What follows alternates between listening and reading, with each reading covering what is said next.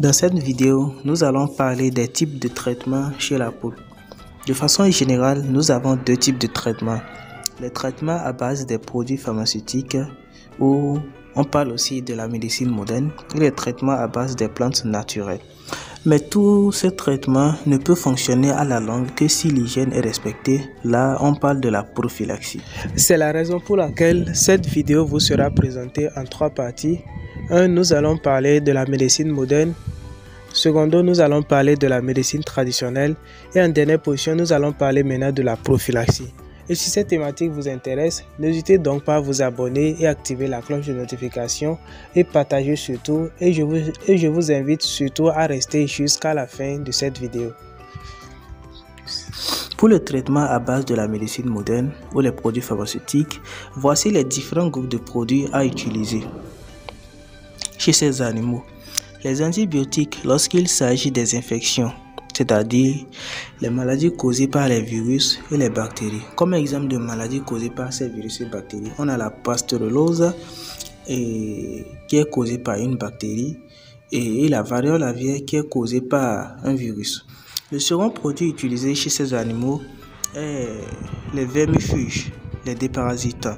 Ces produits sont utilisés pour déparasiter les animaux en cas de présence des parasites chez vos animaux.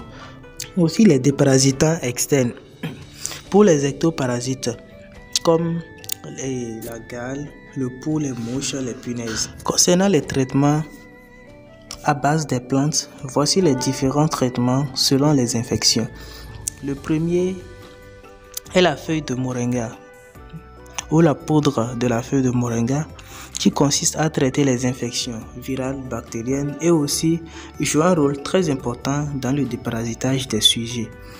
Cette poudre de moringa intervient également dans les carences alimentaires, jouant un rôle de complément alimentaire en matière d'éléments nutritifs, bien sûr. Enfin, cette poudre de la feuille de moringa joue le rôle de vaccin en apportant des oligo-éléments qui permettent à l'animal de renforcer son système immunitaire. Les feuilles de Nîmes en solution ou pilées. Ces feuilles de Nîmes permettent de lutter contre la coccidiose. Permet également de lutter contre les infections. Le caïcédra, encore appelé Caia sénégalensis pour ceux qui le connaissent. C'est un excellent déparasitant, permet de lutter contre les parasites à travers sa solution ou les poudres de son écorce, c'est-à-dire les écorces de calcédra écrasées. Ceci permet de réaliser le déparasitage de vos animaux. On a l'ail, un excellent antibiotique, antiseptique, antiviral, antispasmodique et vermifuge donné aux animaux comme ça de façon entière pour les animaux qui peuvent avaler ou bien découper en petits morceaux pour les poules par exemple. Le vernouillant, c'est aussi un puissant antibiotique et un antiparasitaire. Les amarantes permettent de régler les problèmes de non-croissance. Le capsicum fruitensis permet de lutter contre les maladies virales et bactériennes. Le carica papaya permet de lutter aussi contre les infections. Le piper nigrum, mélanger du poivre dans l'eau, permet de lutter contre les infections. Le néré permet de lutter contre les parasites externes à travers les feuilles déposées sur les nids des poulets. Le Ficus exasperata, à travers ses feuilles, permet de lutter aussi contre les infections. Après ces traitements, il y a le respect de l'hygiène. Voici comment vous pouvez respecter l'hygiène dans votre élevage. Isoler les sujets malades, la vaccination, très important. Pourquoi je parle ici dans cette vidéo de la vaccination? Parce que à part les traitements, il y a les maladies que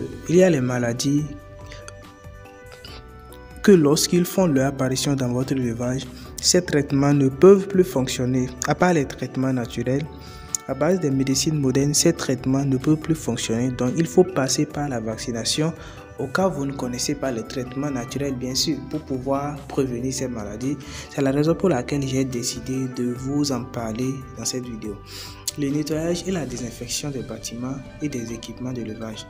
En élevage, on dit mieux vaut prévenir que guérir. Alors si vous avez aimé la vidéo, faites-le moi savoir en lâchant un pouce bleu avant de vous abonner et partager. La prévention des maladies chez les poules. De façon générale, on a la prophylaxie sanitaire et la prophylaxie médicale. La prophylaxie médicale consiste à prévenir les maladies à l'aide des médicaments, c'est-à-dire la vaccination, soit par voie orale, par injection ou d'autres moyens. La prophylaxie sanitaire consiste à prévenir les maladies avec les moyens hygiéniques, à savoir le respect de l'hygiène, la désinfection du bâtiment, de l'élevage, le nettoyage des mangeoires et abreuvoirs, des équipements d'élevage de façon régulière. Le respect de la bande unique, très important chez la poule, ceci permet de réduire le maximum de germes présents dans les poulaillers. Faire le débecage de vos sujets, c'est aussi un moyen de prévention de stress et de maladies dans votre élevage. Évitez de stresser vos sujets. Respectez les normes de construction des bâtiments pour éviter les surpeuplements. Évitez la pourriture du reste des aliments dans votre poulailler. Mis à part ces éléments, une alimentation mal formulée peut être la cause d'une maladie. Pour ce faire, respecter la limite d'incorporation des matières premières, connaître les besoins des catégories des sujets, avoir une idée sur la composition chimique des matières premières. Pour aller plus loin sur la formulation alimentaire, les règles à respecter pour formuler un aliment ou pour vendre, j'ai fait une vidéo qui explique tout. Je vous mettrai le lien en bas dans la description de cette vidéo. N'hésitez pas à aller voir.